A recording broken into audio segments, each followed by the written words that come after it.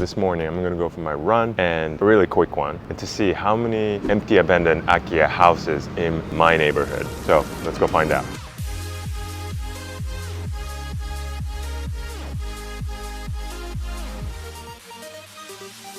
Okay, within the first minute, the first one is approaching. All right, this is a severely abandoned house. Looks like it's in really bad shape. Here's another one.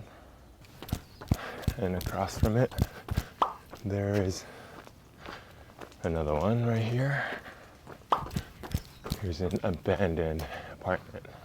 Looks like it's like a 4-unit or 6-plex. And there's another one right here. It's a very nice looking traditional Japanese house, kominka. And here's another one. And this one looks abandoned too. And this one over here. From the outside it looks pretty decent. There's definitely no one living here. All right, so I just ran for less than 10 minutes and found how many visibly empty houses? So my point is, and I don't live in rural Japan, my point is there are Akiya houses literally everywhere in Japan. The Japanese government estimates that over 10 million houses will be empty by the end of 2023. That's about 15% of all houses in the country. And by 2033, they predict that this number will be over 25% of whole homes in Japan. As someone who grew up in Japan, I actually do care about this country's future. It's a safe, clean, and beautiful nation that I appreciate more as I get older. And what I didn't fully realize before I started this channel is that there are so many people around the world who want to move to Japan long term or buy a cheap empty house as a vacation home. Every week, I get an overwhelming number of messages and comments asking me about how to buy a house in Japan, and I haven't been able to respond to them all. So in this video, I'll go over the most frequently asked questions about how to buy a house in Japan. If you're serious about buying a property in Japan, this video is for you. If you're new here, I'm Matsuo Post. In this channel, I talk about real estate investing, financial freedom, in Japan. If you enjoy the content on my channel, do me a favor and hit the like button and subscribe to the channel. It really helps the channel grow, and I would really appreciate your support. Domo arigatou gozaimasu. Before I begin, I have a gift for you. If you're interested in learning how to buy an Akiya house in Japan as a foreigner, I put together a step-by-step guide that will help you own your dream house here in Japan. Be sure to click the link below in the description. All right, let's get started.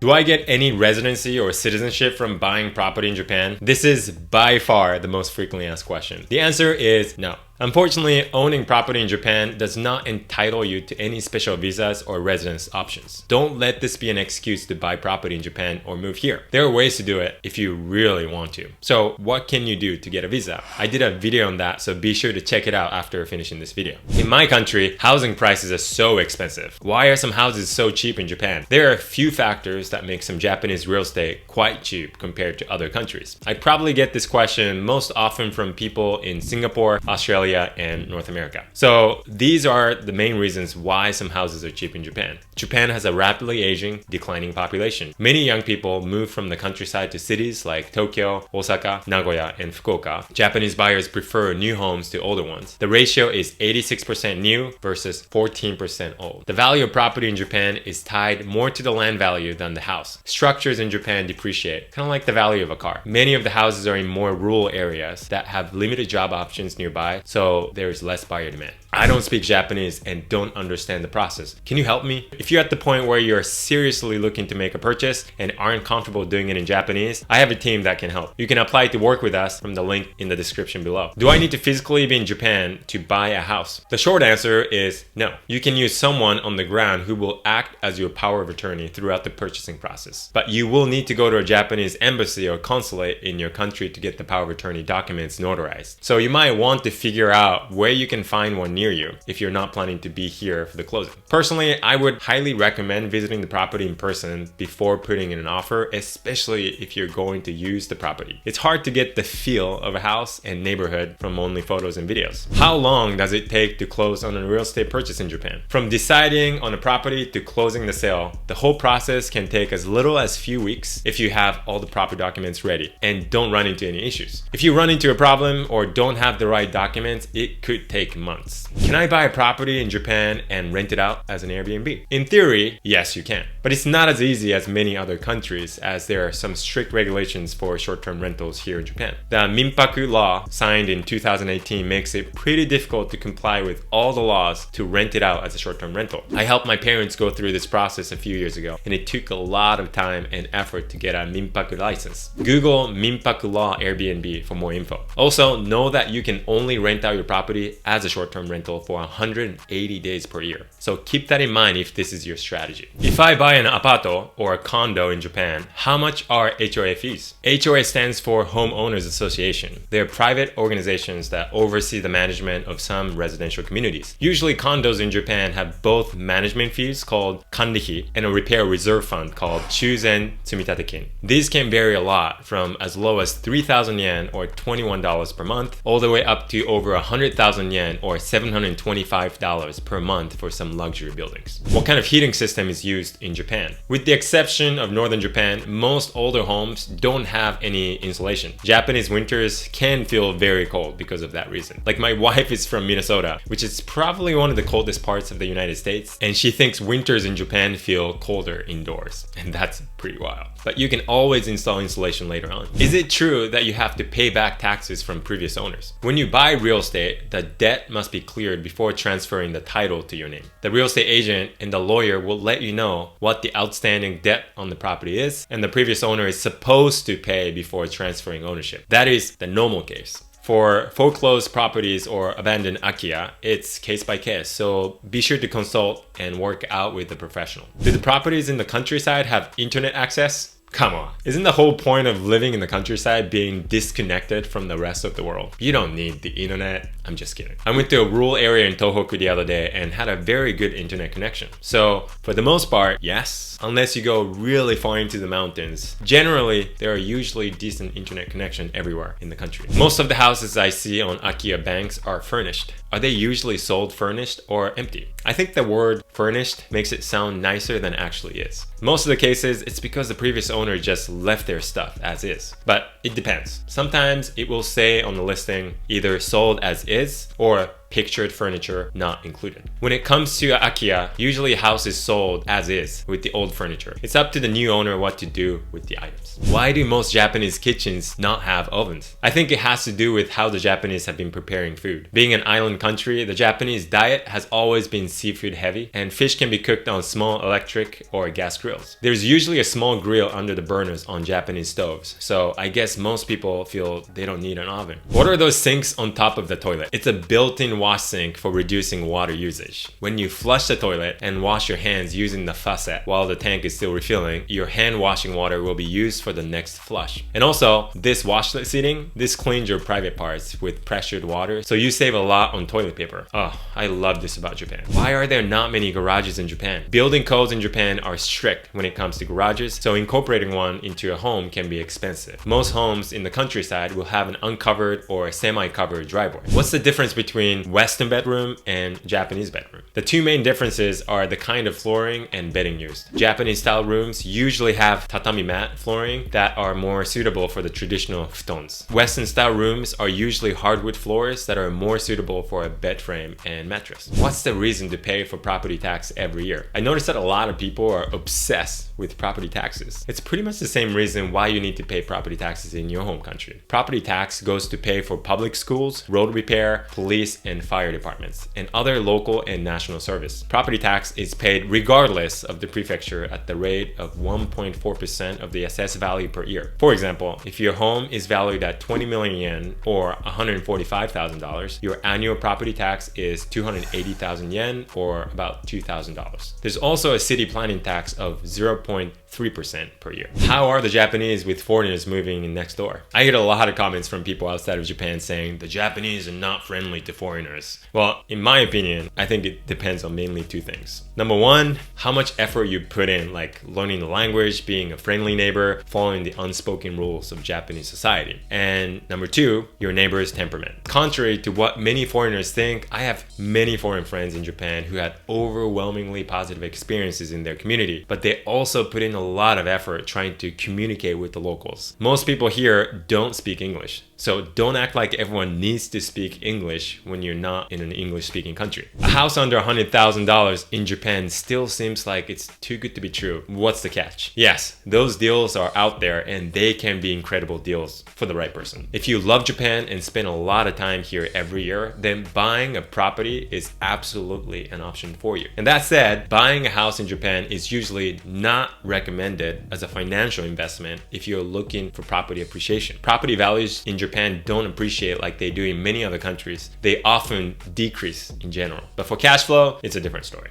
Anyway, for the right person and circumstances, owning a property in Japan can be an investment in joy in the country that you love. What do you think? What other questions do you have about buying a property in Japan? Leave a comment below. I hope you found this helpful. If you did, be sure to hit the like button, subscribe to the channel, and share this video with someone who might benefit from this. Again, don't forget to download the free guide, How to Buy a Cheap House in Japan as a Foreigner, and watch this video next for more.